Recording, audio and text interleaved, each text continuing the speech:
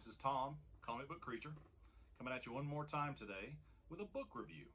You guys know my love of Star Wars. You can see the shelf covered in Star Wars books back there. And I've been a fan of the movie since I was a very small boy. So I thought I'd take a stab at reviewing Light of the Jedi by Charles Soule. I think that's how you say his name, Soule. And so I'll read you the little inside blurb here. Long before the First Order, before the Empire, before the Clone Wars, Jedi lit the way for the galaxy in the High Republic. It is an golden age. Intrepid hyperspace scouts expand the reach of the Republic to the farthest stars. Worlds flourish under the benevolent leadership of the Senate, and peace reigns, enforced by the wisdom and strength of the renowned order of Force users, known as the Jedi. With the Jedi at the height of their powers, the free citizens of the galaxy are confident in their ability to weather any storm. But even the brightest light can cast a shadow, and some storms defy any preparation. Now, there's more to that blurb, but I wanted to kind of show you how the book is put together. It's very nicely done with a nice splash page on the inside there with Star Wars, and it's beautifully put together. Of course, you get the canon timeline where it takes place. And then the story starts. And I would like to say that the book is well constructed. The art is truly beautiful. You have some really neat characters. And something I always wanted to see, a Wookiee Jedi. This is really cool. Beautiful back. It's just a gorgeous book with the wraparound dust jacket. And underneath it is white with gold lettering. I know that the presentation of a book is important to some people. It is to me. I like the way they're put together, and I'm kind of old-fashioned. I like to have the actual book in my hand. So what about the story? Well, let's put it to you this way. I'm generally fairly particular about the things that I enjoy, especially when it comes from the things that I enjoy. And I enjoyed Light of the Jedi.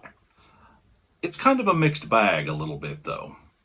It does serve to set up a fantastic premise for a new era of Star Wars, and how many books that we've got in the past generally focus on established characters or expanding characters for the television shows that we've been getting, or bouncing off of the movies.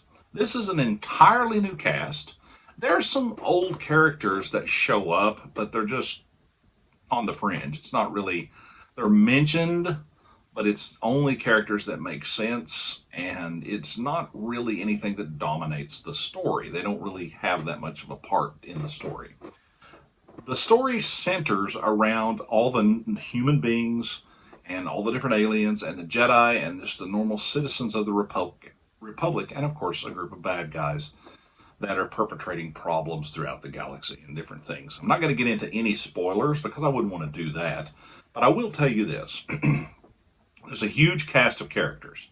This both serves the book and it also hinders it. I'll say this for it. I really enjoyed some of the characters. Some of them were really great right out of the gate. They really caught my heart, and I was very interested to see what happened to them. I was very excited to see what happened to these characters.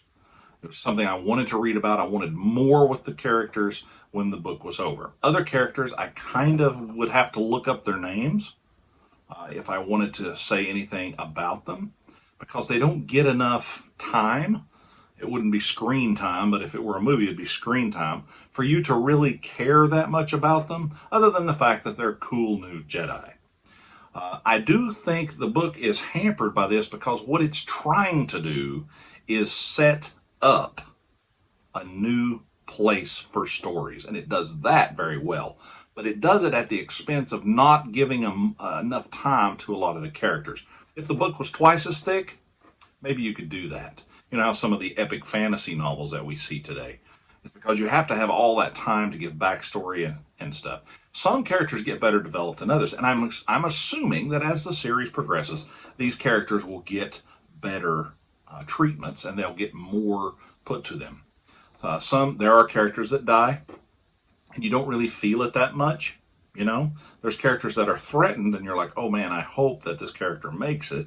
And so it's a mixed bag. Characters are good, and you really do enjoy them, but there's so many of them, it's hard to get them introduced properly.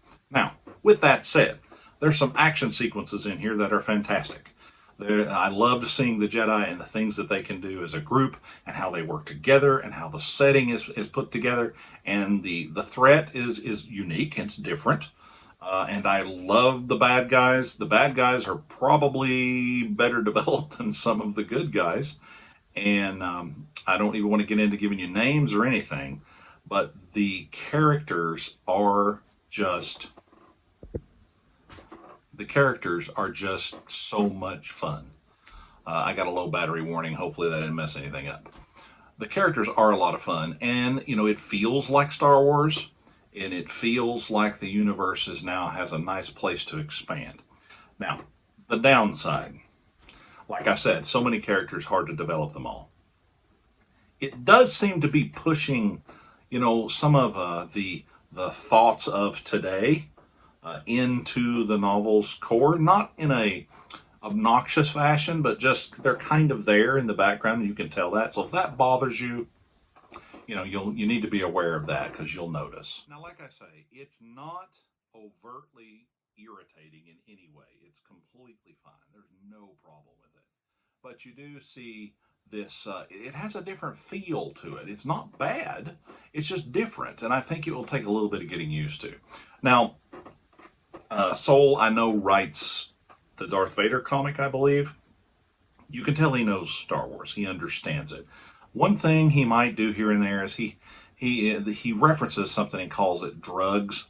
That doesn't really feel like Star Wars. Spice would feel like Star Wars to me. And also he says gun, which I guess blaster would have been a better term. That's just nitpicky stuff that doesn't matter though. As far as characters and their dialogue, the dialogue's great. It's solid. There's a solid adventure, and then there's another series of events and a solid adventure, and it's kind of this up and down, and it really does serve. It feels like a pilot episode of a TV show, but a very, very long one. And I think that you'll enjoy it if you're a Star Wars fan. I really do. Some people have kind of blasted it a little bit for that, but it's very hard to write something in the Star Wars universe not using Han, Leia, Chewbacca, Luke, Lando, all the guys and gals in that original, or even like Rey and Finn and all of those guys.